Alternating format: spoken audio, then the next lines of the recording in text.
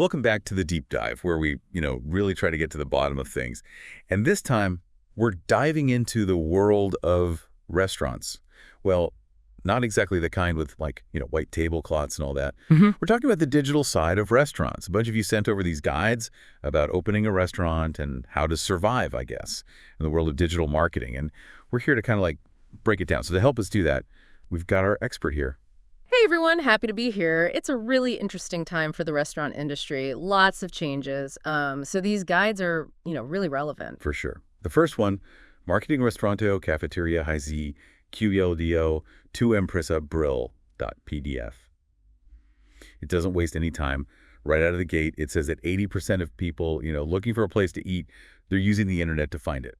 I mean, if that's not a sign to get your digital act together, I don't know what is. Yeah, that's huge. 80%. You got to be where the people are. Exactly. And it goes on and on about all these strategies, building a website, a good one. Then there's SEO. I'm still not even totally sure what that is. And then there's social media, which everyone's on that. Yeah, but it can be overwhelming. There's a lot to it. It's not just posting a photo of your lunch and calling it a day. Right. And then on top of that, there's this whole thing about managing your online reputation, which honestly seems like a full-time job in itself these days. Oh, absolutely. It's like, what is it they say? A happy customer tells a friend, but an unhappy customer tells the internet. Ugh, too true. But this guide, it's like it wants you to be an expert at everything. Email marketing, advertising, analytics. By the time I'm done with all this, I'll be ready to open a digital marketing agency, not a restaurant. Well, and that's kind of the point, right? I mean, you don't have to do everything yourself. Yeah. But you do need to understand how it all fits together. So true. So it's not enough to just have a website or just be on Instagram. You got to do it all. Kind of, yeah. The guide really emphasizes that it's all connected. Think about it. You could have the most beautiful restaurant website in the world with mouth-watering photos and everything, but if no one can find it because you didn't do any SEO. SEO, that mysterious thing. Right. It's what's the point? And then there's social media. This guide, it's really big on Instagram for restaurants. Well, yeah. Food photos. That's like Instagram's bread and butter. Exactly. But even there, it's not enough to just post any old picture. The guide talks about the importance of high-quality photos, lighting, composition. Oh, so you're saying my iPhone food pics from last night's dinner, probably not going to cut it. Well, maybe not for your restaurant's main Instagram page. But you get the idea. It's about putting your best food forward, literally. So it's not just about being on Instagram. It's about being good at Instagram. Pretty much. You want people to see those photos and immediately get hungry. They need to make a reservation right now. Okay, that makes sense. It's you're not just putting food online, you're creating this whole experience, even through the photos. Exactly. And that experience has to be consistent, from your website to your Instagram to, well, we get to that later. Okay, so we've got the whole online presence thing. But this guide also spends a lot of time talking about reviews. Oh, yeah. Reviews can make or break you these days. Right. I mean, how many times have you looked up a restaurant online, seen a bunch of bad reviews, and been nope, not going there. I know I have. Everyone does it. It's like the new word of mouth. So how do you even deal with that? I mean, you can't please everyone, right? True. And this guide, it emphasizes that it's not just about getting good reviews. It's about how you respond to the negative ones. That's what people really pay attention to.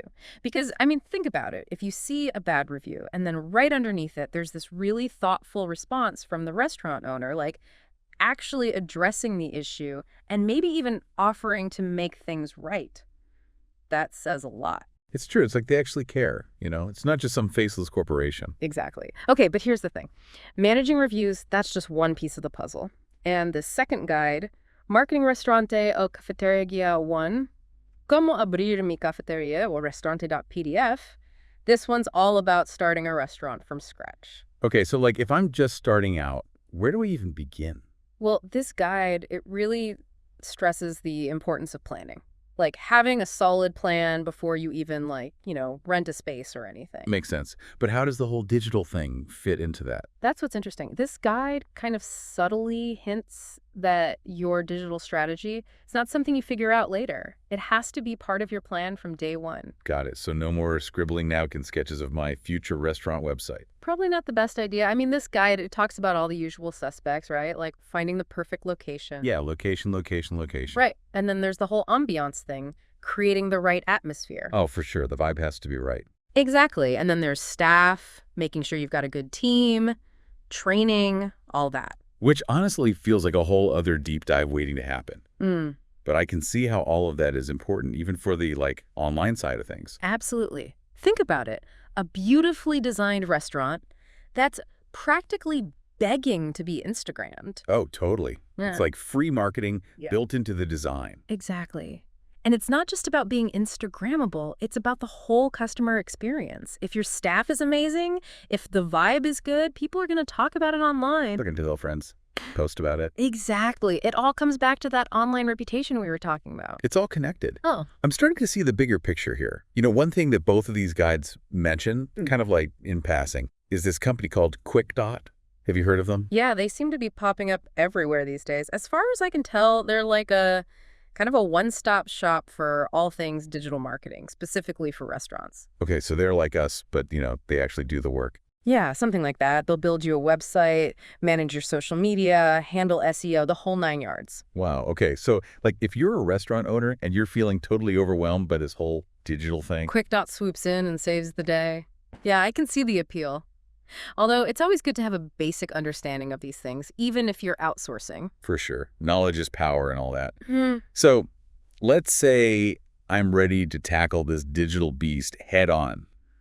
Where do I even begin? Well, both guides, they kind of agree on this one. The first step is knowing your audience. Right. You got to know who you're talking to. Yeah. Otherwise, it's like, yelling into the void. Exactly. It's about figuring out, who are your ideal customers? What are they into? What are they doing online? And then what? You tailor your message to them. Exactly. So if you're, say, a vegan cafe trying to attract health-conscious millennials, you're going to be on Instagram posting pictures of, I don't know, avocado toast and smoothie bowls. You know your audience. Right. But if you're a steakhouse going for a more, let's say a more mature clientele, you might be thinking about Facebook ads and maybe highlighting your award-winning wine list. Okay, so different strokes for different folks, but it's all about finding your people wherever they are online. Exactly. And speaking of finding things, both of these guides, they're big on having a really good online menu. Oh my God, yes. I can't tell you how many times I've tried to find a menu online, and it's like a blurry PDF from 2005. Right. It's come on, people. It's 2024. You got to up your menu game. It's true. It's like the first taste is with the eyes, right? Exactly. Your online menu, it should be beautiful, high-quality photos. A mouth-watering description. Yes. This guide even talks about, telling a story with your menu. Where do your ingredients come from? What's your culinary philosophy? Stuff like that. Ooh, I like that. It's like adding another dimension to the dining experience even before people step foot in your restaurant. Exactly. And you can get really creative with it. Some restaurants are even using video on their websites and social media. Oh, yeah, those overhead shots of hands, artfully arranging food. Exactly. Or even just quick glimpses of dishes being prepared or the atmosphere of the restaurant. It's a whole vibe. It is. And it all comes back to this idea of creating a consistent experience. Right. From the moment someone stumbles across your restaurant online to the moment they walk in the door, it should all feel like part of the same, I don't know, story, brand. What's the word I'm looking for? You got it. It's all about brand consistency. And that's something that both of these guys really emphasize. Because, let's be real. Your online presence, it's like your digital storefront. Yeah. Right? It's the first impression you make on a lot of potential customers. Exactly. So if your online presence is disorganized or out of date or just not that appealing. People are going to keep scrolling. Exactly. But if you can create this really enticing online experience, well, that's what's going to make people want to actually come and experience your restaurant in person. Okay, so we've talked about websites, social media, reviews, online menus. Is there anything else? Well, this second guide, it also gets into the nitty-gritty of things like online ordering systems, reservation systems. Oh, right, the stuff that actually runs your business. Exactly. And it talks about how important those systems are, not just for customers, but for the restaurant itself. Right, because you could see, what are people ordering, when are they coming in, all that good stuff. Exactly. It's all valuable data that you can use to, improve your operations. And speaking of data, we can't forget about analytics. Analytics. The word that strikes fear into the hearts of non-digital natives everywhere. But seriously, both guides mention them, but they don't really go into much detail. What's the deal with analytics? Why are they so important for restaurants?